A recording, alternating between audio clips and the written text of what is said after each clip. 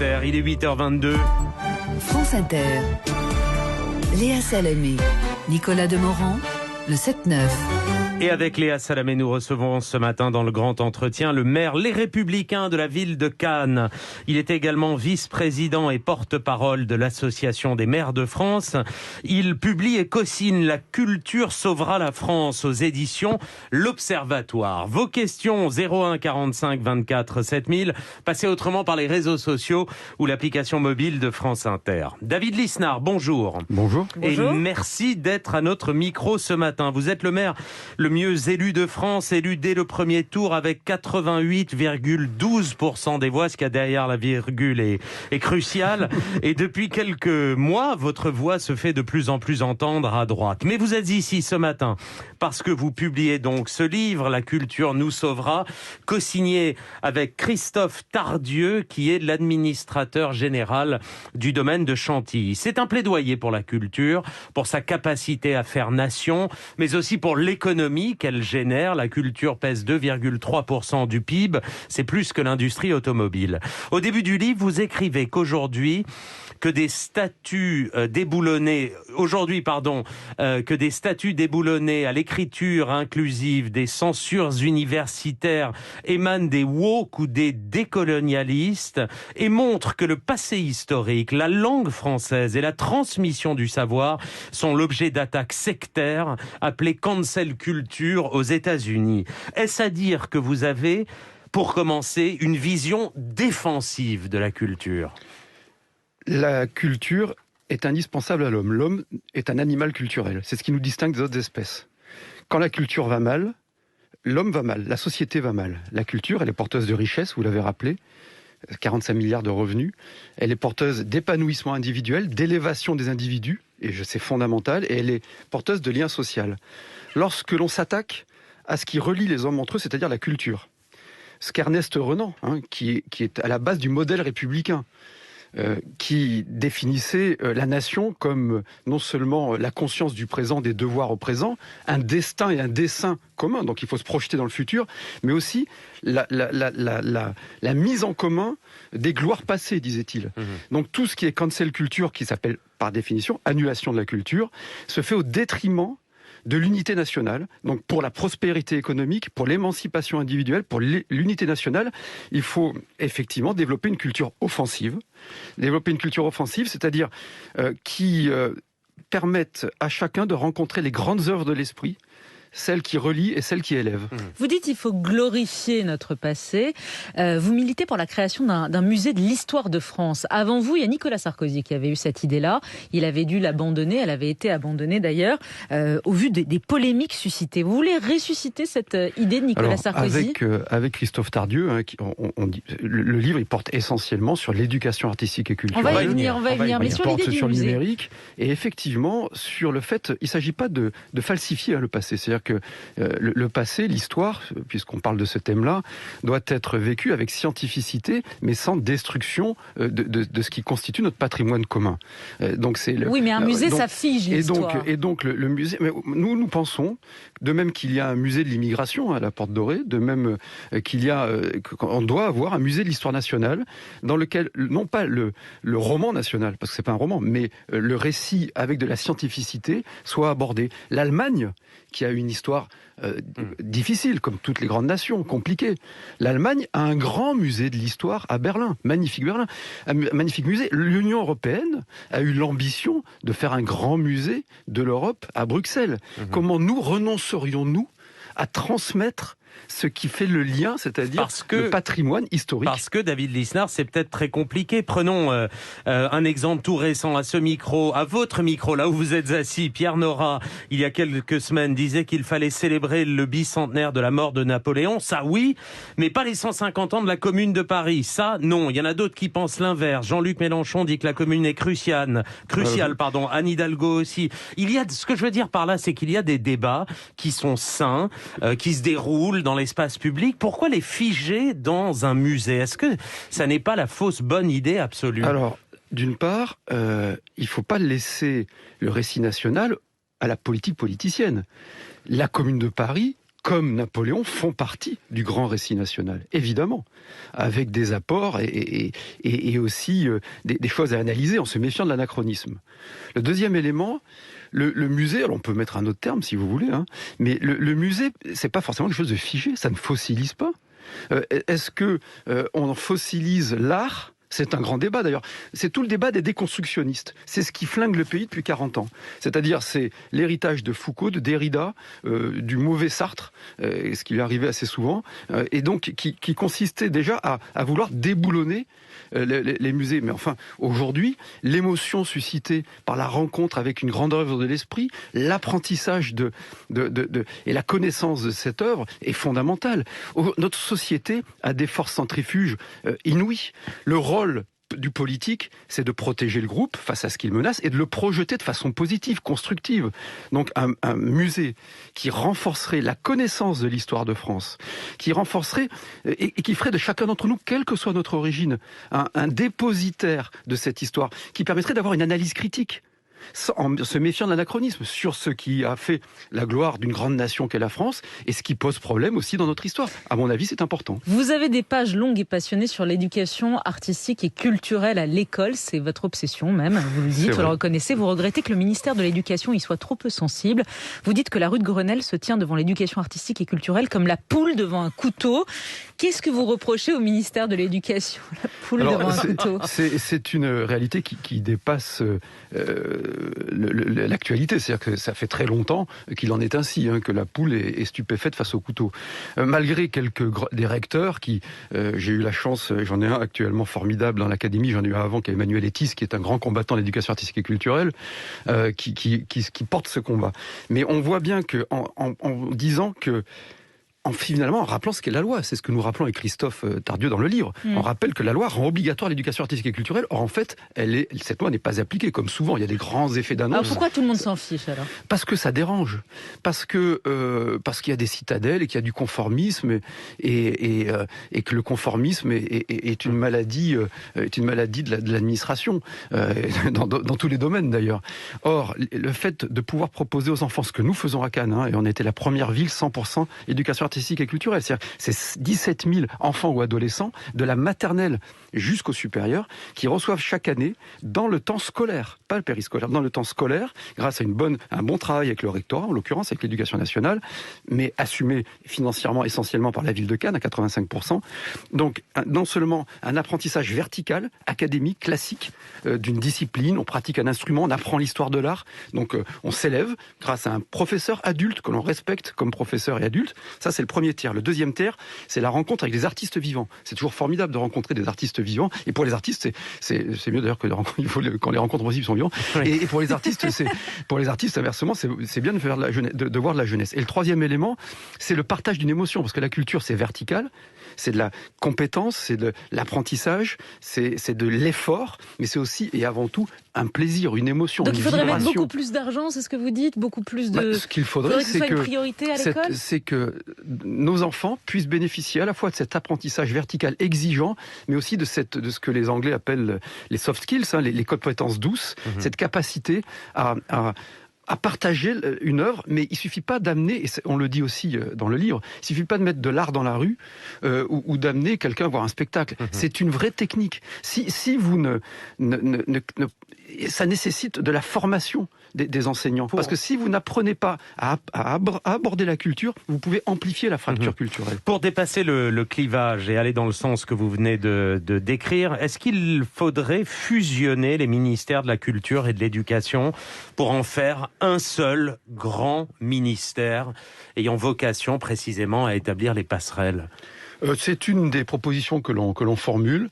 Elle peut être débattue. Tout ce que l'on dit a vocation à être... Nous, ce que l'on veut, c'est créer le débat sur la culture. Et quel bonheur d'être dans une grande matinale, la première de France, et pouvoir parler de culture. C'est-à-dire que vous voulez que la culture soit un des enjeux.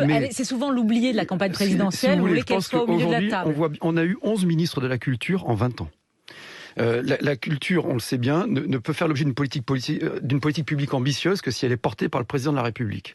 On estime, Christophe Tardieu, que c'est un élément fondamental de l'égalité des chances, de la méritocratie et de la cohésion nationale.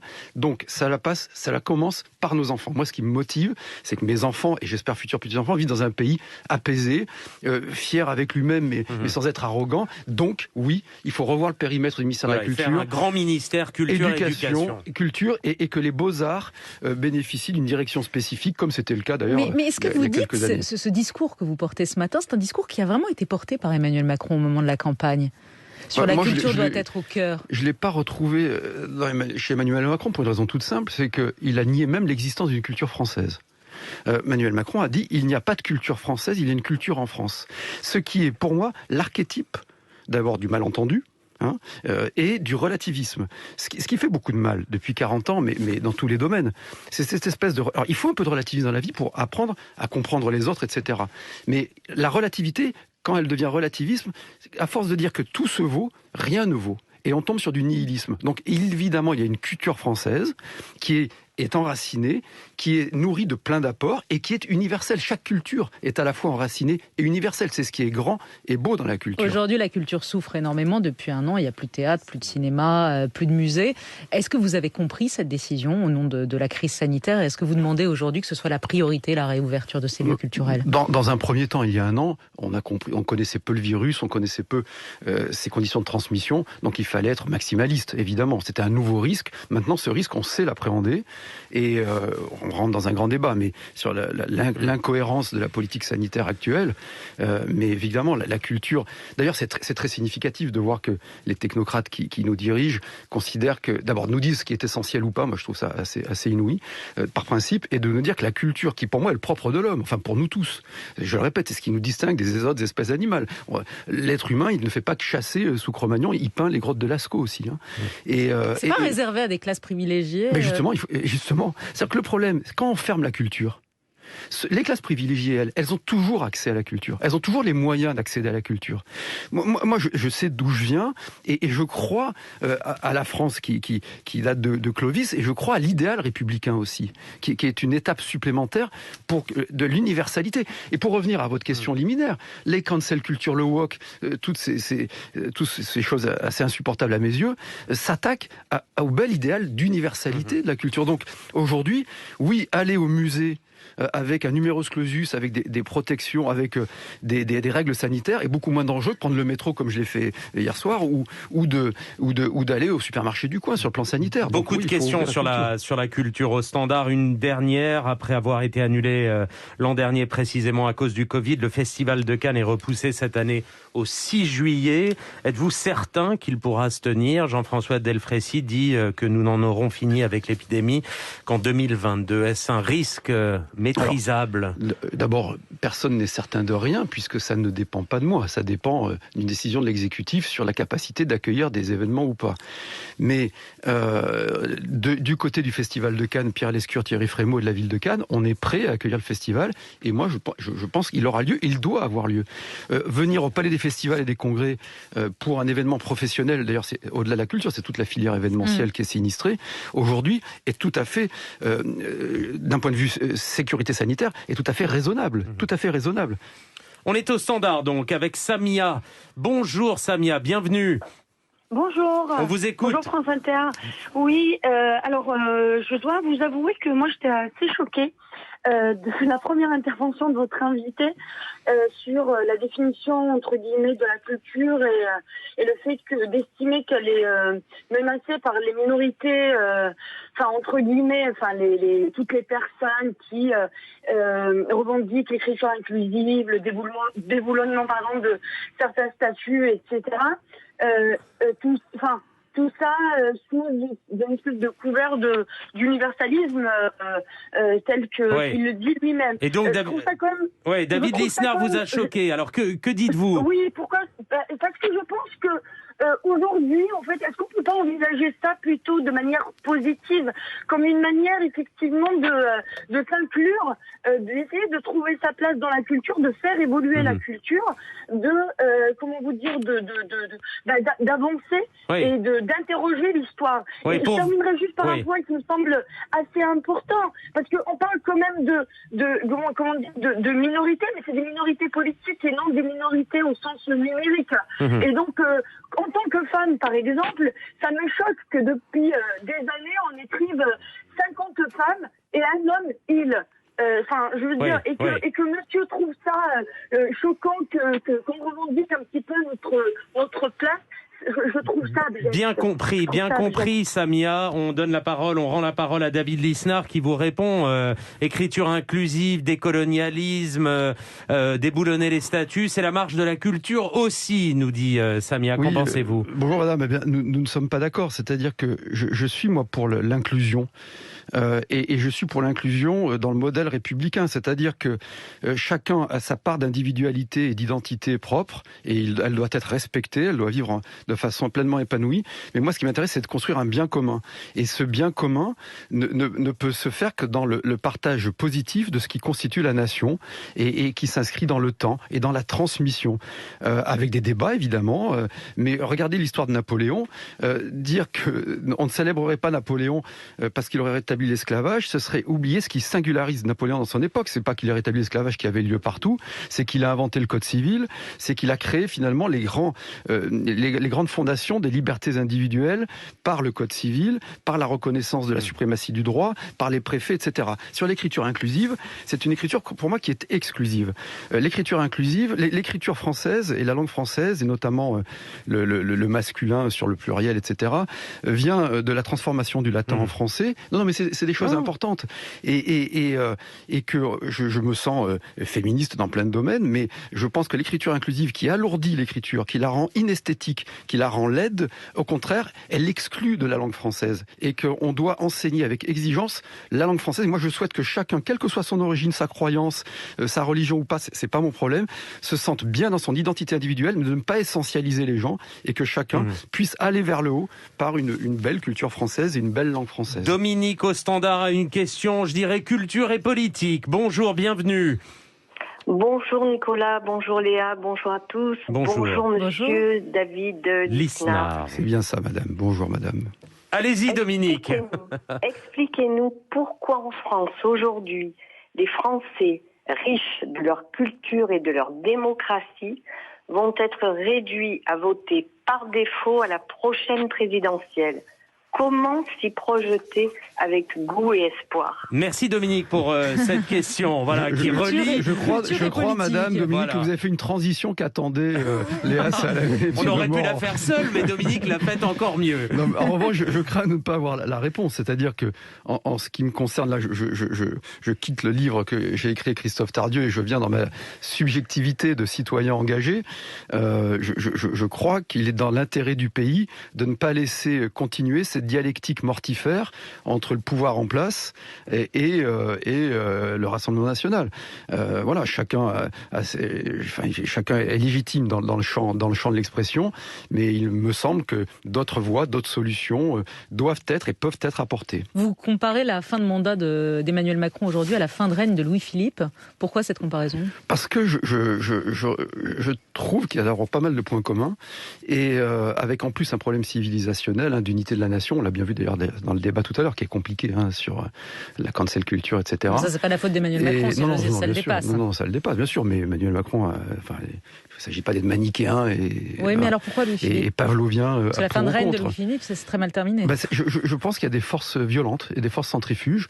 On va vers une dramatique en sortie de crise Covid. On aura une France à deux vitesses très très visible, une France qui rebondit en pleine croissance et une France qui sera face au mur des remboursements avec beaucoup de travailleurs non salariés, d'indépendants. Moi qui est un univers, je viens de cet univers-là, certains seront en grande difficulté, donc il y aura du ressentiment. Et le ressentiment, on le sait grâce à Nietzsche, c'est ce qui alimente c'est ce qui alimente la révolte et c'est l'injustice, quoi. Et ça, c'est Camus. Mais donc il y a effectivement aussi toute cette culture de la victimisation qui est liée à la cancel culture, qui fait que des êtres humains seraient attachés à une identité uniquement par leur naissance ou leur couleur de peau. Je trouve ça extrêmement grave et seraient victimes. Quand on est victime, on ne peut pas être responsable dans la vie. Moi, je crois à la société de la responsabilité, de la liberté. Voilà. Enfin, je peux vous en parler longuement. Oui, vous êtes inspiré sur la question, mais Xavier Bertrand, pour parler de lui, puisque on revient à la droite, vous êtes un homme de droite, vous l'assumez. On est à 1 an de la présidentielle. Xavier Bertrand a annoncé sa candidature en court-circuitant, en s'asseyant sur les primaires. Il semble le mieux placé dans plusieurs sondages pour être soit à tenter le 3e homme, et en tout cas pour battre Marine Le Pen, c'est celui qui la battrait le plus clairement et le plus fortement. Est-ce que vous avez trouvé votre candidat finalement à droite? Xavier Bertrand, vraiment, je le dis sincèrement, a beaucoup de qualités. Il en veut. C'est comme d'autres. Bruno Retailleau, quelqu'un qui réfléchit et qui a vraiment qui est quelqu'un de sérieux, de travailleur. Michel Barnier a un vécu, une expérience intéressante. Donc il y a des talents. Aujourd'hui, il faut pas être aveuglé par les sondages, parce que parler de deuxième tour, si on franchit pas le premier tour, ça n'a aucun sens. Et pour l'instant, aucun candidat ne franchit le premier tour. Donc ce qu'il faut construire, c'est une offre programmatique crédible sur le comment, parce que tout se joue là. Ça sera sur le comment. Le fait que des citoyens se disent tiens, j'y crois, ils savent faire, ils peuvent faire, et donc il faut travailler très sérieusement sur un agenda programmatique, comme la Suède avait su le faire, comme Schröder avait su le faire, comme Thatcher avait su le faire. Vous voyez, je prends de tout côté. Et ensuite, la question de la cristallisation autour d'un leader, elle se fera très tard en réalité. Ouais. Et pourquoi pas vous? Parce qu'on a vu fleurir l'ISNAR 2022 depuis. Vous faites parler de vous depuis une tribune que vous avez publiée dans le Figaro en novembre dernier sur la folie bureaucratique qui s'est emparée de la France au moment de la gestion du Covid. On voit fleurir du l'ISNAR 2022. Pourquoi pas vous? Alors moi, je suis pas né avec cette tribune. C'est-à-dire que ça fait des années que j'écris, que je prends des positions, mais là il y a eu alors 95% des Français ne savent pas qui je suis, et je pense que beaucoup de vos auditeurs ne savent pas qui je suis, mais il y a eu une sorte de petit emballement médiatique après cette tribune, et donc que j'utilise pour faire valoir mes convictions autour d'une société de la liberté. Il faut retrouver le sens de la liberté, on pourra en parler longuement, et de l'ordre. Donc vous ne me dites pas non, vous. Mais ces réponses-là, comment dire, j'ai des convictions que je n'entendais plus dans le champ politique. Aujourd'hui, on m'invite, y compris vous, je fais une grande matinale, parce que ces convictions, on ne les entendait plus. Donc je continue de les faire entendre. 2, ça me permet de faire venir autour de moi des personnes formidables, très motivées. Donc j'ai lancé des groupes de travail sur pour recréer une espérance française, un idéal de comment rendons-nous la fonction publique plus efficace, moins consommatrice d'argent des contribuables et plus productive, et que les fonctionnaires soient, et ceux qui servent le service public soient plus heureux. Aujourd'hui, on a un service public. Non, mais je voudrais répondre, qui consomme le plus de prélèvements au monde, impôts et charges, avec des agents qui sont souvent malheureux, qui ont souvent des mauvais matériels. Donc il faut enfin qu'on s'attaque à la matrice de la fonction publique. Comment arriver à unifier la nation? Donc je fais entendre cette voix-là. Tant qu'on m'invite, je le fais. J'essaie de la structurer, de la préciser. Je travaille sur les retraites par capitalisation. Je travaille avec des gens formidables sur des propositions très concrètes que je mettrai dans le débat après l'été. Très clairement de droite, ouvertement de droite. Ça veut dire quelque chose encore aujourd'hui de dire je suis un homme de droite. On entend la retraite par capitalisation, la réforme des chances, de la fonction, l'éducation artistique et culturelle pour les enfants. Certains pensent que c'est de gauche, d'autres me disent que c'est de droite. Moi, j'assume qui je suis. Je suis membre des Républicains et je crois aux valeurs de la liberté et de l'autorité de l'État recentré et de l'unité de la nation. Voilà, c'est mon triptyque.